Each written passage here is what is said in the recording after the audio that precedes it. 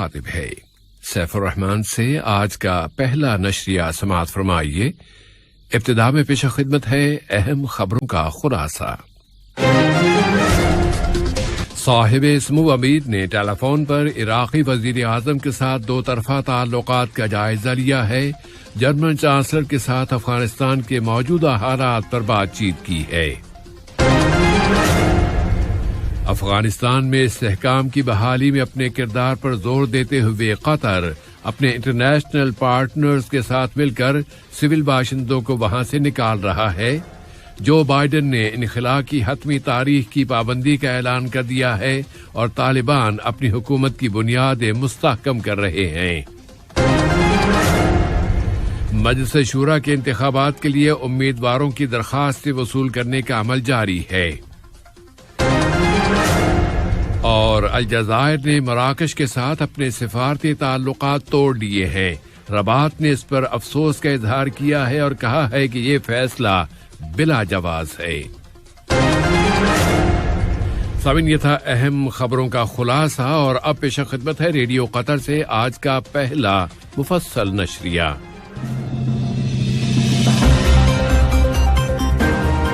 بسم اللہ الرحمن الرحیم۔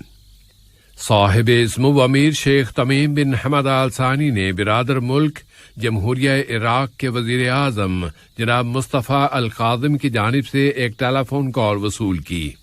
اس رابطے میں دونوں برادر ملکوں کے درمیان گہرے تعلقات کا جائزہ لیا گیا اور مشترکہ دلچسپی کے متعدد موضوعات پر بات چیت کی گئی۔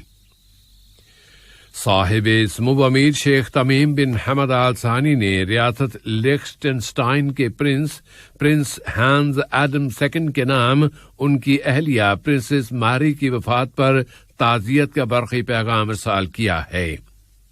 اسی طرح نائب امیر شیخ عبداللہ بن حمد آل ثانی نے بھی لیخٹنسٹائن ریاست کے پرنس ہانز ایڈم سیکنڈ کے نام ان کی اہلیہ پرنسس ماری کی وفات پر تعزیت کا برقی پیغام روانہ کیا ہے۔ صاحب سمو امیر شیخ تمیم بن حمد آل ثانی نے دوست ملک وفاقی جمہوریہ جرمنی کی چانسلر ڈاکٹر انجیلا میرکل کی جانب سے ایک ٹیلی فون کال وصول کی، جس میں تازہ ترین علاقائی و بین الاقوامی حالات اور خاص طور پر افغانستان کے موجودہ حالات کا جائزہ لیا گیا۔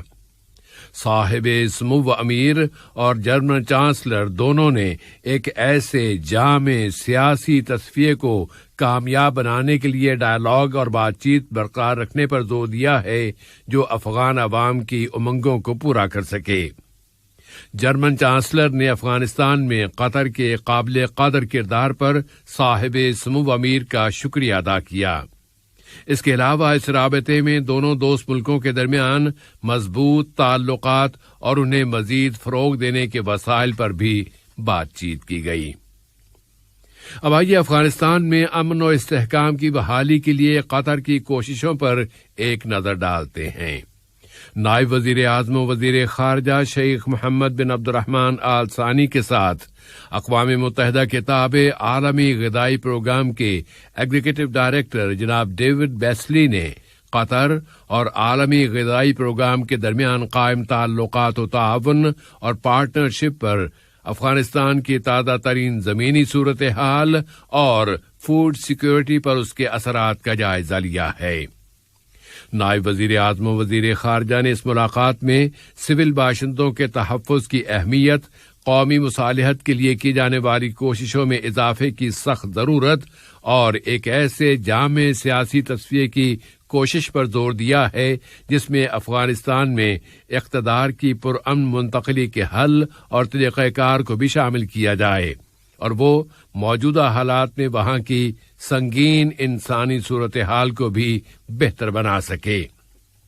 اس اثناء میں نائب وزیر اعظم و وزیر خارجہ شیخ محمد بن عبد الرحمن آل ثانی نے وفاقی جمہوریہ جرمنی کے وزیر خارجہ جناب ہائیکو ماس کے ساتھ ٹیلی فونک رابطے میں سول باشندوں کے تحفظ، قومی مصالحت کی کوششوں میں اضافے کی ضرورت اور جامع سیاسی تصفیے کی کوشش پر زور دیا ہے۔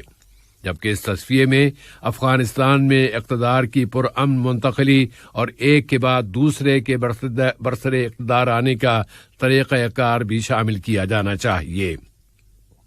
جرمن وزیر خارجہ نے اس موقع پر قطر کا شکریہ ادا کیا کہ وہ افغانستان سے سول باشندوں کے انخلاء کے عمل میں بہت سرگرم انداز میں حصہ لے رہا ہے۔ طالبان تحریک کے سیاسی دفتر کے سربراہ ملا عبدالغنی برادر نے افغانستان کے مسائل کو حل کرنے کے لیے قطر کی کوششوں اور اس کے پرامن تعاون پر قطر کا شکریہ ادا کرتے ہوئے اس امید کا اظہار کیا ہے کہ قطر افغان عوام کے لیے اپنی انسانی امداد جاری رکھے گا۔ امریکی جوائنٹ سٹاف میں ریجنل آپریشنز کے ڈپٹی ڈائریکٹر جناب ولیم ٹائلر نے بھی افغانستان سے انخلاء کے عمل میں بین الاقوامی پارٹنرز کے ساتھ مل کر سول باشندوں کی سیکیورٹی، سلامتی اور ان کی حفاظت پر مشتمل قطر کے انسانی کردار کا ذکر کیا ہے۔ شیخ محمد بن عبد الرحمن آل ثانی نے قطر کے فعال اور ایکٹیو سفارتکاری پر زور دیا، جس کے تحت وہ انسانی انخلاء کے عمل میں ایک اہم کردار ادا کر رہا ہے۔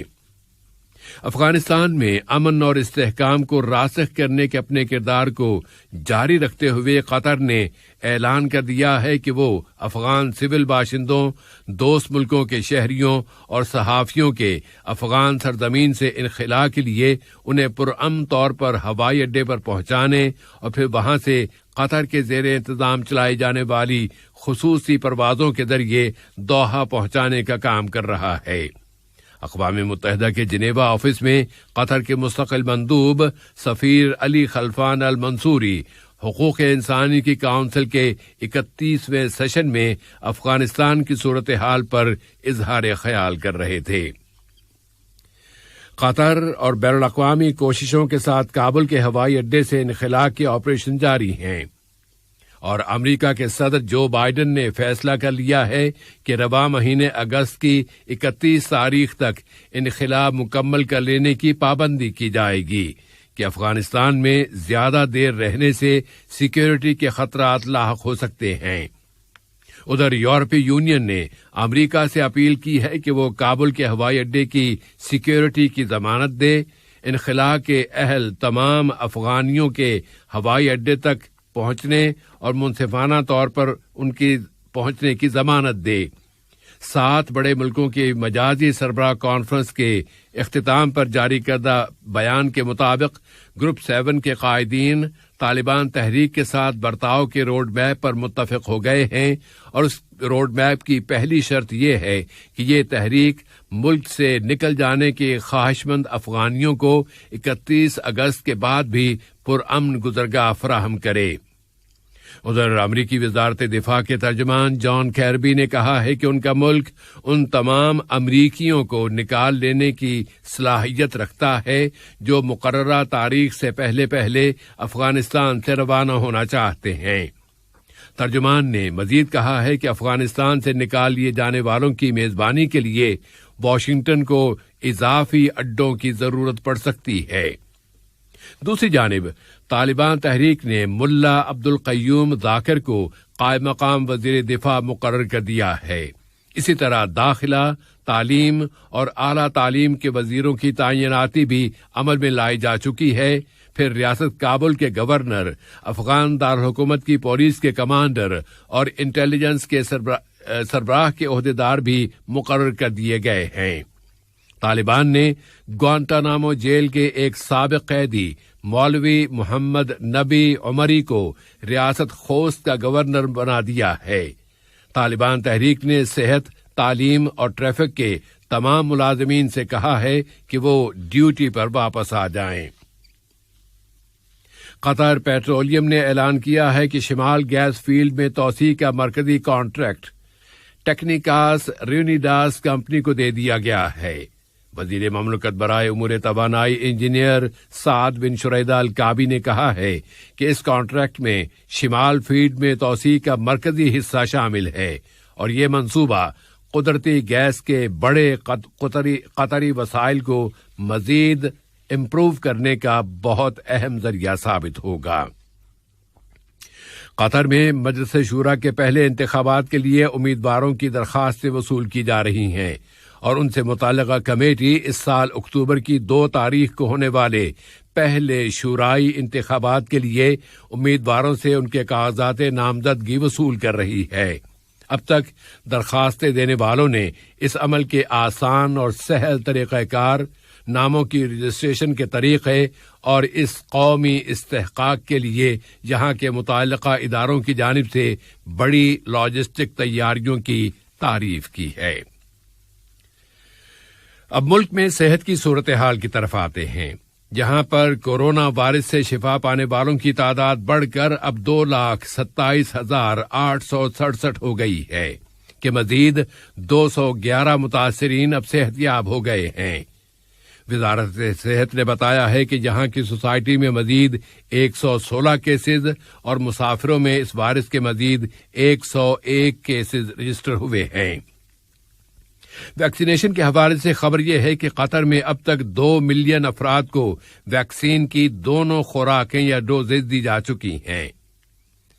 دریں اثنا وزارت صحت عامہ نے اب ایسے مریضوں کو جو کچھ بیماریوں کی قوت مدافعت کی کمی کے شکار ہیں انہیں فائزر بائیوٹیک اور موڈرنا دونوں ویکسینز کی تیسری ڈوز دے دینے کی بھی اجازت دے دی ہے، اور وزارت صحت کا یہ فیصلہ غذا اور دوا کے امریکی سینٹر اور بیماریوں کی روک تھام اور ان سے بچاؤ کے مرکز کی منظوری کے ساتھ مطابقت رکھتا ہے۔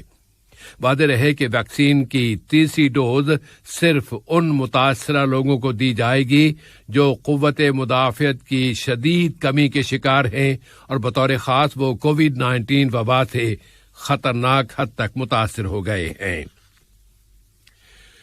الجزائر نے مراکش کے ساتھ اپنے سفارتی تعلقات توڑ لیے ہیں۔ الجزائر کے وزیر خارجہ رمضان لمعامرہ نے مراکش کے ساتھ سفارتی تعلقات منقطع کر لینے کا اعلان کرتے ہوئے اس کی وجہ ان کے بقول دشمنی پر مبنی مراکشی کارروائیاں بتائی ہے۔ ادھر مراکش کی وزارت خارجہ نے الجزائری اعلان کے چند گھنٹوں بعد ہی جاری کردہ اپنے بیان میں الجزائر کے اس بلا جواز فیصلے پر افسوس کا اظہار کیا ہے۔ مراکش کی وزارت خارجہ کے بیان میں کہا گیا ہے کہ رباط کلی طور پر ان جھوٹی بلکہ بیکار باتوں کو مسترد کرتا ہے جنہیں اس فیصلے کی بنیاد بنایا گیا ہے۔ بیان میں کہا گیا ہے کہ اس فیصلے کی توقع کی جا رہی تھی کیونکہ گزشتہ چند ہفتوں کے دوران وہاں سے شدت میں اضافے کو نوٹ کیا جا رہا تھا۔ آج کا یہ نشریہ ختم ہونے سے قبل اہم خبروں کا خلاصہ ایک مرتبہ پھر۔